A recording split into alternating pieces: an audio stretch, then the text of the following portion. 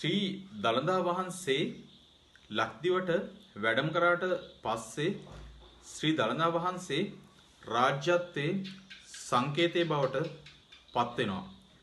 ශ්‍රී දළදා වහන්සේ සතු කර ගැනීම තමයි රාජ්‍යත්වය හිමිවීම.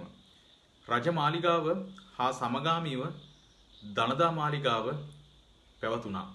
රාජධානී මාරු වෙද්දී ශ්‍රී දළදා වහන්සේත් එම රාජධානියට රැගෙන ගියා. රජමාලිගාව සමීපයේ ඉදිකෙරුණු දළදා මාලිගාවේදී රජු ඇතුළු පිරිස රටවැසියන් දළදා වහන්සේට පුද පූජා පැවැත්වුවා.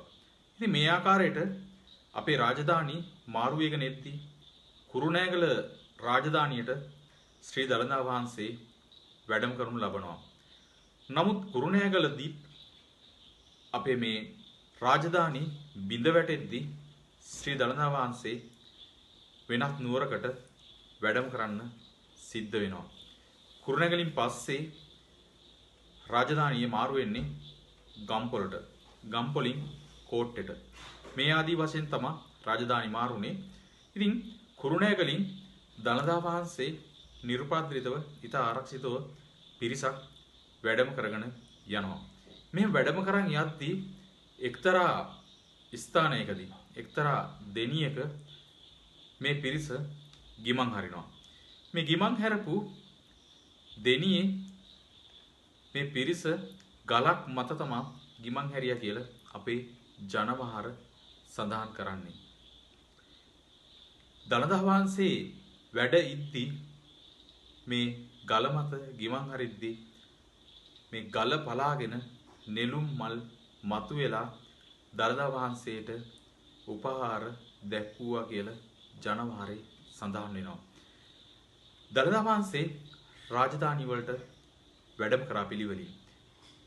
ඉතින් මේ ගිමන් හැරපු ස්ථානයේ ගල් පලාගෙන නෙළුම් මල් මතුවීම පරම්පරා ගානක් ජනවහරෙන් භාවිතයෙන් කියවෙනවා.